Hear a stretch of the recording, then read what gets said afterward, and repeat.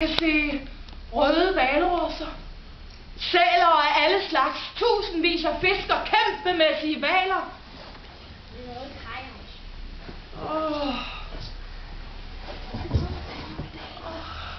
Hvad ved du?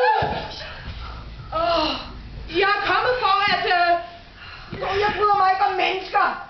Og slet ikke om sådan nogle små møgunger som dig. Kom her!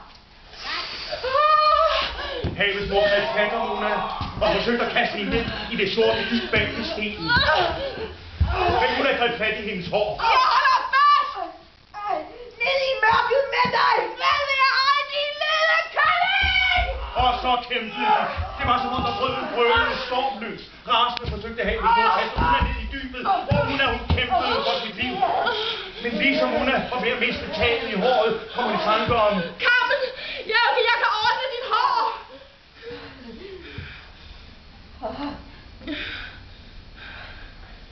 Kan du det? Ja. Godt. Jeg kan rense dig fri for alt skidtet og snavset. Så hjælp mig.